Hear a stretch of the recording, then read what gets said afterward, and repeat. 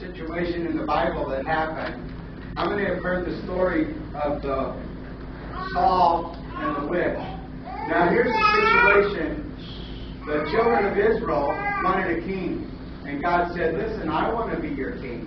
But they didn't want that. They wanted an earthly king. So God says, okay, I'm going to do that. So God told the prophet Samuel, go find this young man. When he comes for you, and his name is Saul, he can be the king. Saul, come here. So God anointed Saul to be king. This is Saul here.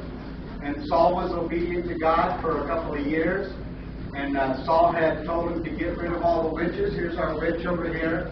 And so, because in the book of Deuteronomy it says not to be a part of witchcraft or anything like that. So Saul had done those things and stuff. But there was a time in Saul's life that he became disobedient to God. Samuel had told him, listen, you got to be obedient to God. But he went to battle anyway. And he wasn't obedient. He didn't do what God said.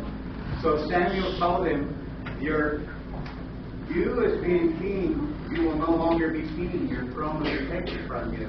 Why? Because it's disobedient to God. And see, so then what happened? The prophet Samuel died and went to Abraham's bosom, paradise. And then King Saul was coming up against the Philistines, and they were winning and stuff, and Saul went back to his old ways. He went and asked for a witch. So then he went and he got this witch, and he disguised himself and said, hey, I need you to do something for me. Can you bring up a familiar spirit? So she said, well, we're not supposed to do that. We've been... King Saul said not to do that. See, she didn't even know it was King Saul.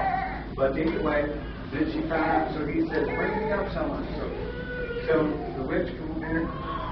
She says, okay. She brings up someone. Get up. And it's Samuel. And the witch says, why'd you do that to me?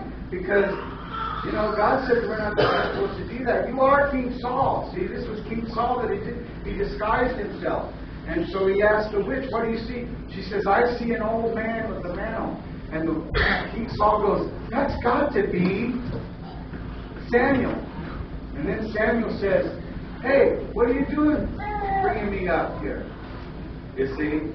And so the reality of it is, and Samuel told him, hey, tomorrow, you're going to be where I'm at. You're not going to be no more. Your throne is going to be taken from you. He said, don't you remember? I told you that before. The bottom line is this. We must always obey God. Saul went back and consulted witches, which they were not supposed to do. He still went anyway. But even before that, he disobeyed God's plan. And you and I should never disobey God's plan because we don't win when we do that. Should we seek with witches and things like that? No. Fortune tellers? No.